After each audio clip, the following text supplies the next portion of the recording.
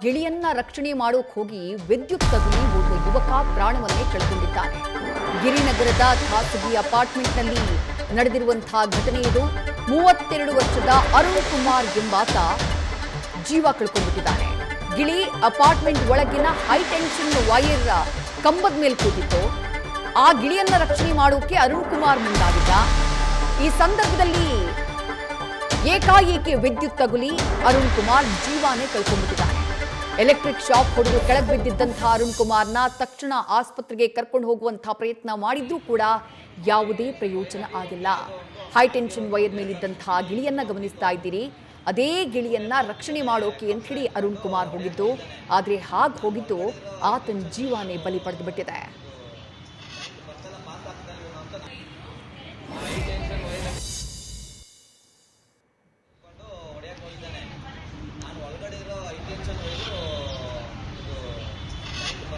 $2 ಲಕ್ಷ ಬೆಲೆ ಬಾಳುವಂತಹ ವಿದೇಶಿ ಗಿಳಿಯಂತೆ ಇದು.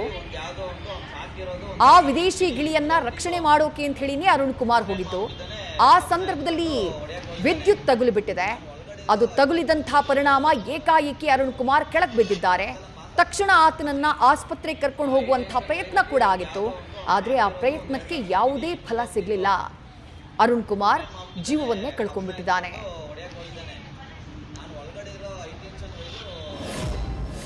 ಗಿರಿನಗರ ಪೊಲೀಸ್ ಠಾಣೆ ವ್ಯಾಪ್ತಿಯ ವೀರಭದ್ರ ನಗರ ಅಂತ ಒಂದು ಪ್ರದೇಶ, ಅಲ್ಲಿ ಕೃತಕ ಅಪಾರ್ಟ್ಮೆಂಟ್ ಅಂತ ಒಂದು ಅಪಾರ್ಟ್ಮೆಂಟ್ ಇದೆ.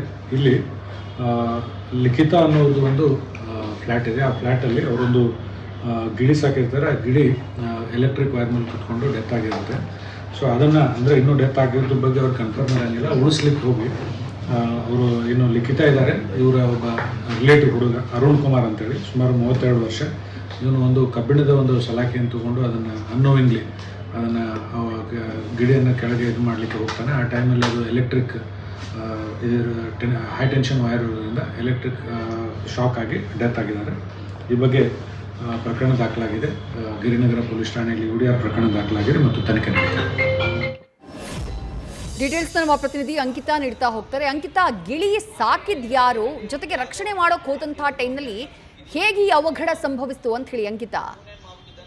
ವಿದ್ಯಾ, ಫಾರಿನ್ ಗಿಳಿಯನ್ನ ರಕ್ಷಿಸುವುದಕ್ಕೆ ಹೋಗಿ ಯುವಕನೊಬ್ಬ ಸಾವನ್ನಪ್ಪಿರುವಂತಹ ಘಟನೆ ಗಿರಿನಗರದ ಖಾಸಗಿ ಅಪಾರ್ಟ್ಮೆಂಟ್ ನಲ್ಲಿ ನಡೆದಿರುವಂತದ್ದು. ಅಂದ್ರೆ ಗಿರಿನಗರ ಪೊಲೀಸ್ ಠಾಣಾ ವ್ಯಾಪ್ತಿಯ ವೀರಭದ್ರ ನಗರದಲ್ಲಿ ಈ ಒಂದು ಘಟನೆ ನಡೆದಿದೆ. 32 ವರ್ಷದ ಅರುಣ್ ಅಂತ ಹೇಳಿ ಅವರು ಮೃತ ದುರ್ದೈವಿಯಾಗಿರುವಂತದ್ದು.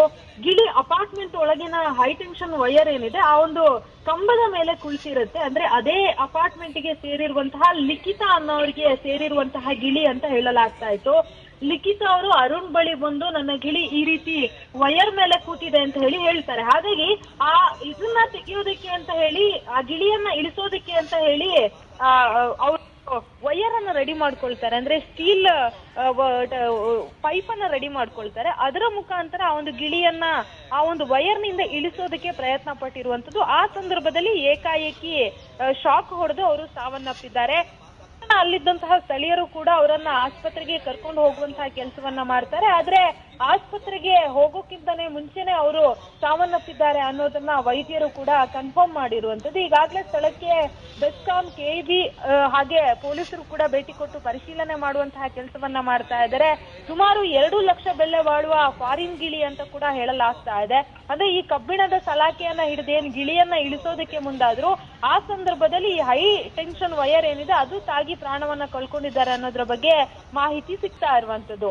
ಈ ನಿಟ್ಟಿನಲ್ಲಿ ಗಿರಿನಗರ ಪೊಲೀಸ್ ಠಾಣೆಯಲ್ಲಿ UDR ಪ್ರಕರಣವನ್ನು ಕೂಡ ಈಗಾಗಲೇ ದಾಖಲಿಸಿಕೊಂಡು ತನಿಖೆಯನ್ನ ಮುಂದುವರಿಸಿದ್ದಾರೆ. ವಿದ್ಯಾ, ಥ್ಯಾಂಕ್ ಯು ಅಂಕಿತಾ ತಮ್ಮೆಲ್ಲ ಡೀಟೇಲ್ಸ್ಗೆ.